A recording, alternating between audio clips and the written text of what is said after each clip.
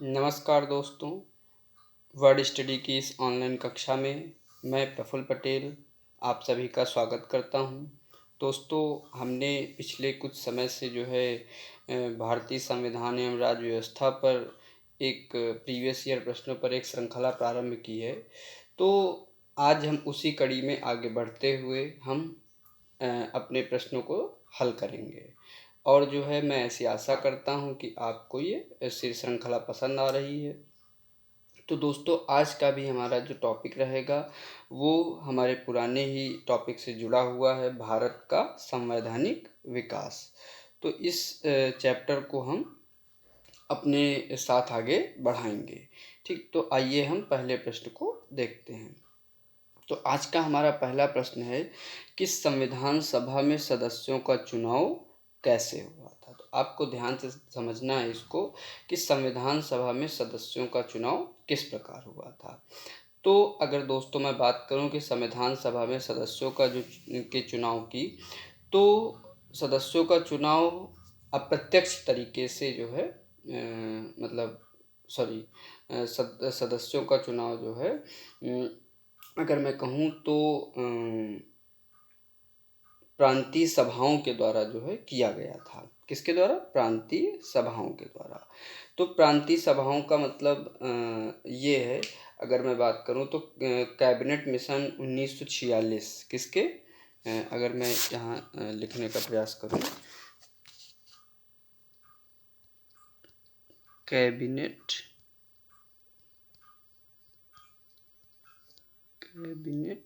Mission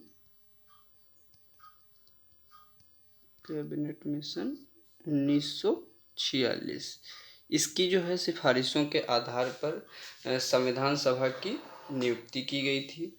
और जो है अगर देखा जाए तो संविधान सभा के सदस्यों का चुनाव जो है इसी की रिकमेंडेशन के आधार पर होना था। ठीक, तो जो प्रांतीय विधान सभाएँ थी भाई, अब देखा जाए तो उस समय जो है इतना हमारे पास धन नहीं था कि हम जो है चुनाव करवा सकते। तो उसके लिए ये तरीका निकाला गया कि अप्रत्यक्ष तरीके से जो प्रांतीय विधान सभाएँ हैं, जो असेंबलियाँ हैं, वही जो है सदस्यों को चुनेंगी या सदस्यों का निर्वाचन करेंगी। तो इस प्रकार जो है हमारे प्रश्न का सही जवाब हुआ प्रांतीय सभाओं द्वारा। अच्छा, किस अधिनियम के द्वारा अगर देखा जाए तो इसको शक्ति प्रदान की गई थी, तो ये भारत जिसको हम कहते हैं इंडिया गवर्नमेंट एक्ट 1935, यानी कि जो 1935 का भारत सरकार अधिनियम 19 था, उसके द्वारा इसको जो है शक्तियां प्रदान की गई थी। तो इस प्रकार हमारे प्रश्न का सही उत्तर होगा डी। अब अगला प्रश्न है कि संविधान सभा के चुने हुए स्थायी अध्यक्ष कौन थे। देखो, हमें देखना है स्थायी अध्यक्ष। तो स्थायी अध्यक्ष की अगर बात किया जाए तो डॉक्टर राजेंद्र प्रसाद। ऐसा क्यों? तो अगर मैं बात करूं कि संविधान सभा की जो पहली बैठक हुई थी वो 9 दिसंबर, कब? 9 दिसंबर 1946 को पहली बैठक हुई थी। ठीक, तो इस पहली बैठक की जो अध्यक्षता की थी वो श्रीमान सच्चिदानंद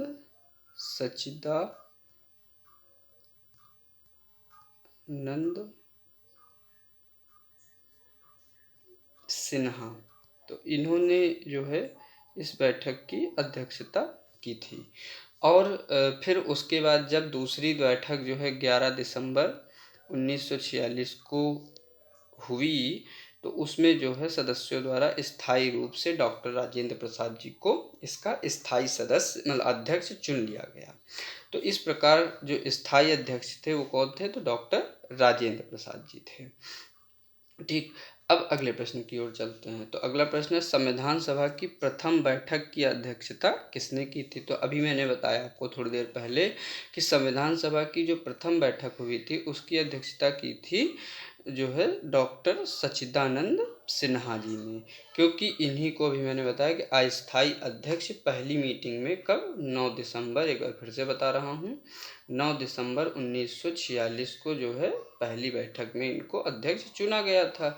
उसके बाद जो है 11 दिसंबर 1946 को जो है स्थायी तौर पर डॉक्टर राजेंद्र प्रसाद जी को संविधान सभा का स्थायी अध्यक्ष चुन लिया गया। तो इसका सही जवाब होगा आंसर सी, ठीक, ऑप्शन सी, सॉरी। अब अगला प्रश्न है, भारतीय संविधान सभा की स्थापना की गई थी। तो मैंने आपको बताया कि 9 दिसंबर 1946 को संविधान सभा की पहली बैठक हुई थी। तो यानी कि इसी दिन जो है इसकी स्थापना हुई थी। और दोस्तों अगर मैं आगे बात करूं तो 20 नवंबर, कब, 20 नवंबर 1946 को वो जो तत्कालीन वायसराय थे उन्होंने सभी निर्वाचित सदस्यों को अपने पास बुलाया था और उनको पहली बैठक में उपस्थित रहने के लिए जो है उनसे कहा था, यानी कि उनको आमंत्रित किया 20 नवंबर 1946 को, और जो है उनको ये कहा कि जो है आप जो पहली बैठक हो संविधान सभा की उसमें आप मतलब शामिल हो, ठीक। तो इस प्रकार इसका सही जवाब होगा 9 दिसंबर 1946, ठीक। आगे चलते हैं। अब अगला प्रश्न है, भारत की संविधान सभा का प्रथम अधिवेशन कब शुरू हुआ। तो इसका प्रथम अधिवेशन भी जो है अभी मैंने बताया आपको कि ये जो इसका प्रथम अधिवेशन शुरू हुआ वो 9 दिसंबर 1946 को जो है इसका प्रथम अधिवेशन शुरू हुआ। तो इसका सही जवाब होगा ऑप्शन बी, ठीक। और जो है इसमें कुल मिलाकर अगर देखा जाए तो 207 सदस्यों ने पार्टिसिपेट किया था। कितने सदस्यों ने, तो 207 सदस्यों ने इसमें पार्टिसिपेट किया था, ठीक। तो इस प्रकार इसका सही जवाब होगा ऑप्शन बी। अब अगला है क्वेश्चन, भारत को एक संविधान देने का प्रस्ताव संविधान सभा द्वारा कब पारित किया गया था। तो अब मतलब ये पूछ रहा है कि संविधान सभा ने कब पारित किया कि जो है वह भारत को एक संविधान सौंपेगी। तो जो है मैं अगर बात करूं तो 22 जनवरी 1946 को जो है एक प्रस्ताव पारित किया गया था। आपको पता है कि जो है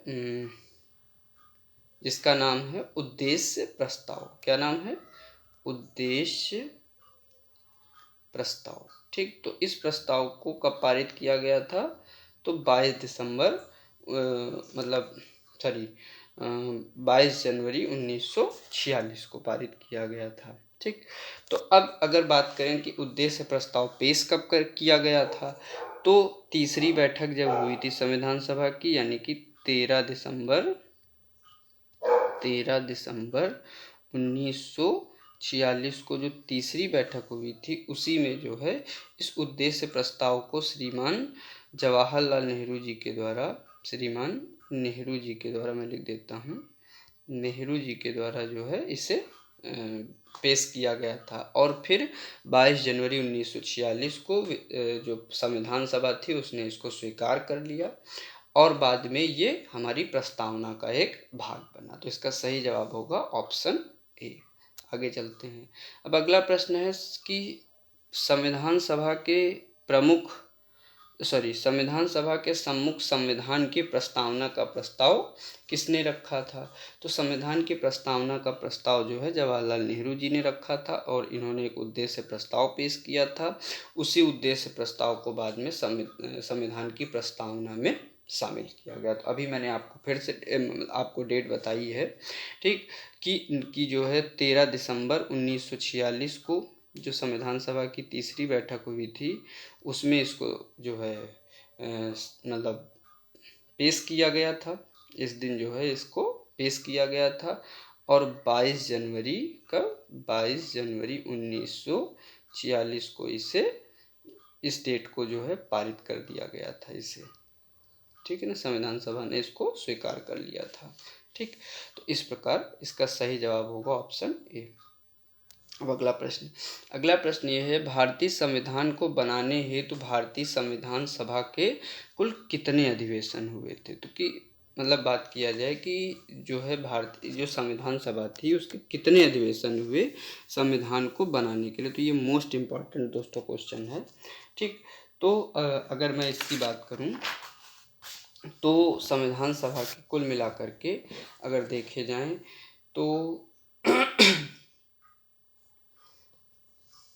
हाँ, संविधान सभा में जो है इसके इस संविधान को बनने में 2 वर्ष कितना समय लगा? 2 वर्ष, ठीक, 11 महीना, यानी 11 महीना और 18 दिन का जो है इसको समय लगा था, ठीक है ना।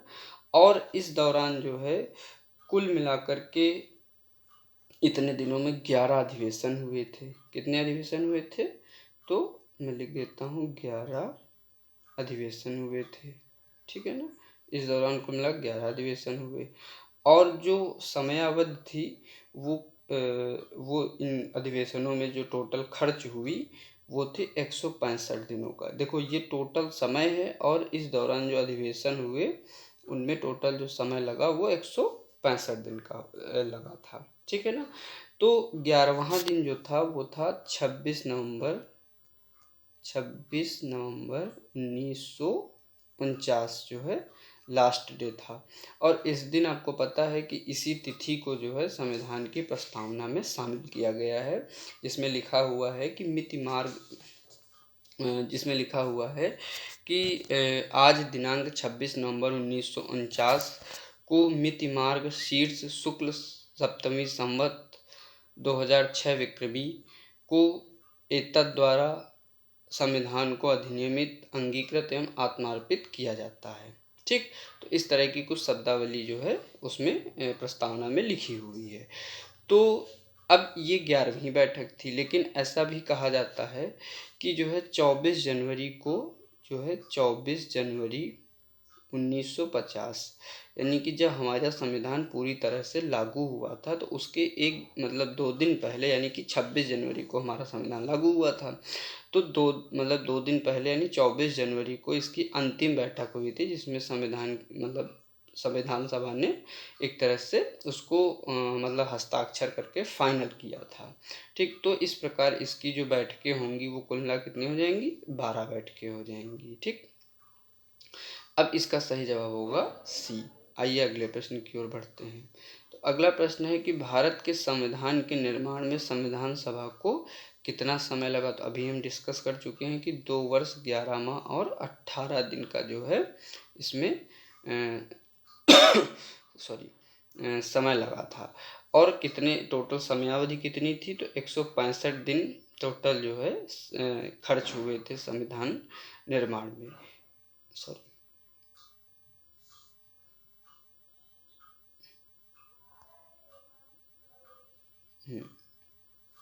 अब जो है इसको मैं सही कर लूँगा, ठीक। आइए अब आगे बढ़ते हैं हम लोग, ठीक। तो इस प्रकार जो है 165 दिन इसमें टोटल खर्च हुए थे। इसका सही जवाब होगा ए, ठीक। अब जो है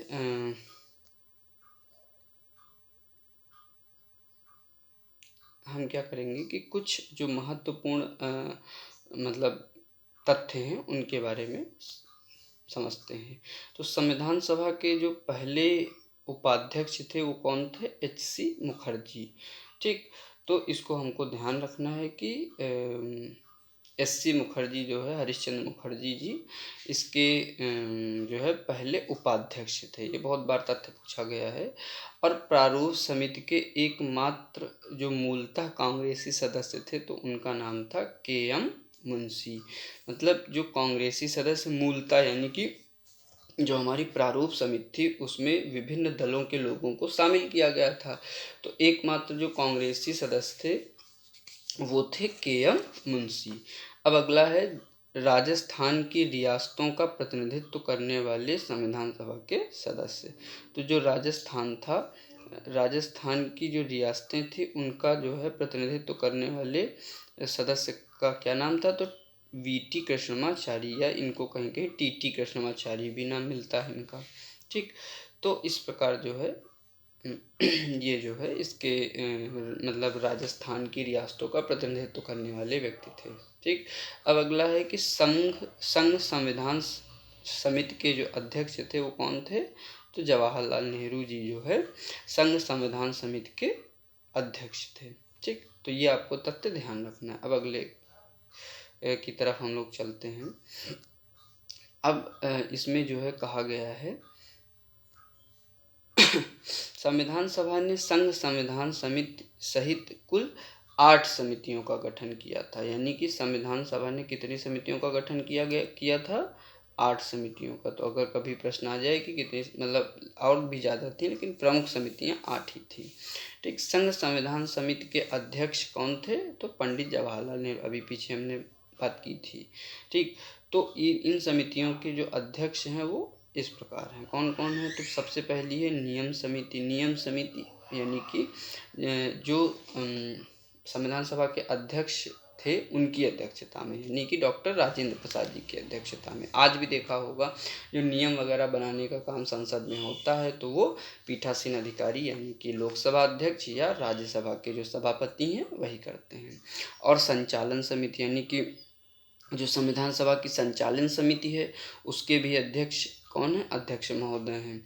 ठीक। तो डॉक्टर राजेंद्र प्रसाद जी। और जो रियासत समिति है उसके अध्यक्ष कौन है? डॉक्टर राजेंद्र प्रसाद जी ही हैं। ठीक है ना। तो रियासत का मतलब जो कि रियासतें थी, हमारी देसी रियासतें थी, उनसे वार्ता करने के लिए जो बनाई गई थी। ठीक है ना।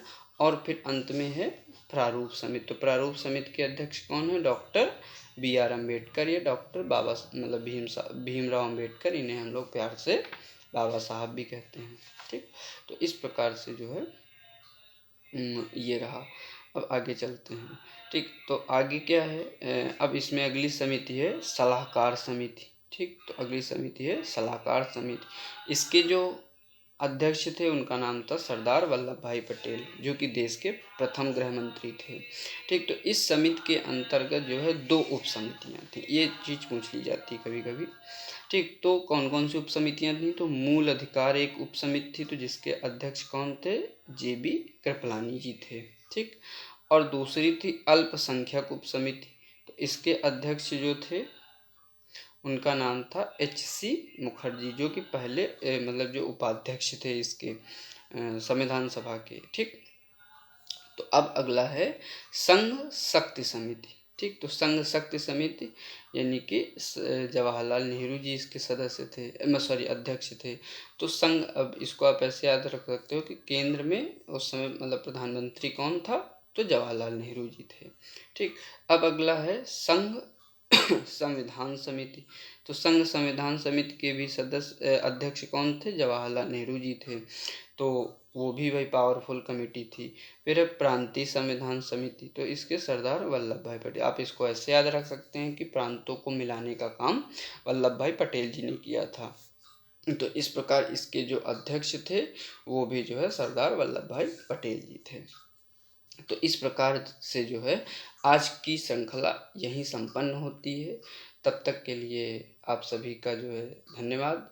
और आप हमारे चैनल को सब्सक्राइब करिए, लाइक करिए वीडियो को, कमेंट करिए वीडियो पर, और जो है अपने दोस्तों को शेयर करिए ताकि जो है आपके दोस्तों को भी इससे फ़ायदा हो। Thank you very much.